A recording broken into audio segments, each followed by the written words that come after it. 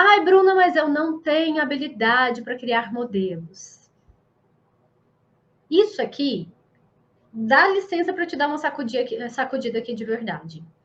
Isso aqui é desculpa. E eu tô falando numa posição muito confortável, né? Porque eu já fui a pessoa que achava que habilidade para criação não era questão de dom e que se eu não fizesse isso, se eu não fizesse aquilo, se eu não for como estilista e fazer um monte de coisa, fazer faculdade de moda, por exemplo, um exemplo, eu não vou saber criar. Eu já fui a pessoa que criei um monte de desculpa na minha cabeça. Então, agora que, para mim, iluminou a ideia e a minha mentalidade mudou, é muito mais confortável eu falar aqui para você que está pensando assim, eu tô com medo, eu não tenho habilidade para criar modelo, não. E eu te falar que é desculpa, mas acredita em mim. Estou falando porque eu quero que você movimente. É desculpa. Porque a verdade, e eu vou te ensinar como você pode começar fazendo isso, é que a criatividade pode ser desenvolvida com tempo e prática. Essa é a verdade. Lembra que eu falei no nosso último encontro, no Costurando Papiano? Sendo bem sincera aqui, depois que eu descobri que tudo na vida é estratégia, e com a estratégia certa, tudo fica mais fácil, eu não faço nada no meu profissional, porque o meu trabalho, eu levo ele muito a sério e eu quero sempre aprimorar e eu quero sempre dar o meu melhor para que ele me dê pelo menos o básico, que é o que ele tem que fazer, me dê liberdade financeira. Então, eu levo a sério o meu trabalho. Então, no momento que eu descobri que ter estratégia, existe estratégia para tudo, e quando eu tenho as estratégias, se eu pratico, tudo fica mais fácil, ninguém me segura. Não tenho nada que eu não tenho medo de fazer se eu for atrás de aprender essa estratégia. Então, tudo tem estratégia, inclusive desenvolver sua criatividade. Inclusive praticar a sua criatividade. E isso é de várias formas.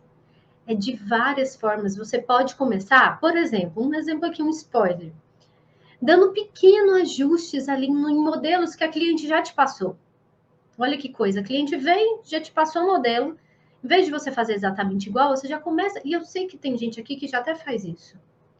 E vai criando a sua própria identidade aos poucos. Eu vou trazer dicas práticas para você fazendo isso, tá? Mas a verdade, verdadeira mesmo, e se você acreditar em mim e pular esse passo, sabe? Pular esse pensamento de que para mim não é possível criar habilidade, não ter a habilidade de criar modelos. Eu não fiz faculdade de moda. Eu não sou estilista. Eu passei a vida toda só costurando, que já é muita coisa. Presta atenção, às vezes você já está até criando e não está percebendo. Às vezes você está até criando e não está percebendo. E eu vou te mostrar como. Calma lá. E aí tá. Bruna, mas os clientes já sempre chegam com a ideia pronta. Como é que eu vou fazer ela mudar? E isso é verdade, isso sempre acontece.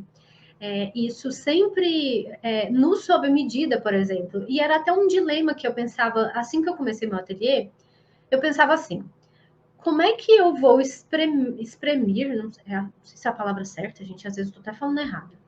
Mas como é que eu vou colocar ali a minha interpretação e a minha identidade e o que eu acredito que tem o meu jeitinho em criações sob medida, né? Se a cliente ela já vem com uma ideia pronta, ela normalmente vem ali com uma foto, ela fala eu quero assim.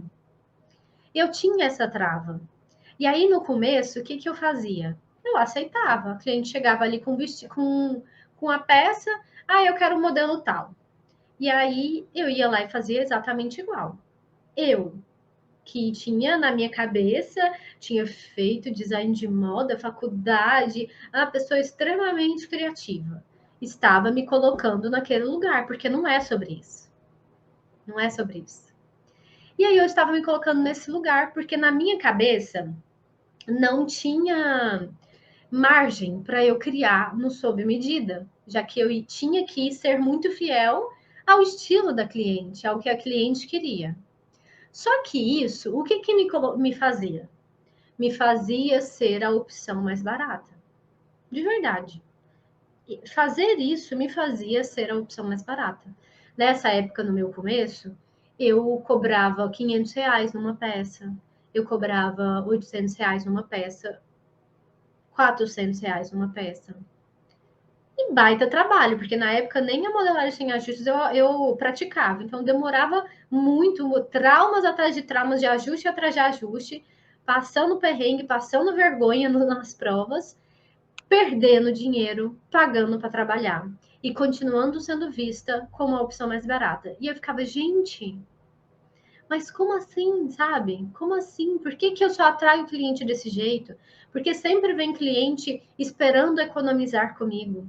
E eu tava lá, eu praticando o Ctrl+C, Ctrl+V.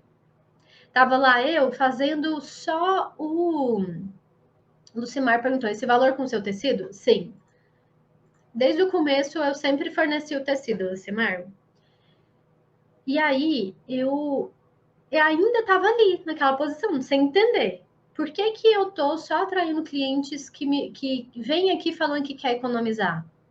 Só que eu estava lá, só no Ctrl+C, Ctrl+V, oferecendo que tipo de serviço? Costura. Que é um baita serviço, mas na cabeça do cliente não é nada.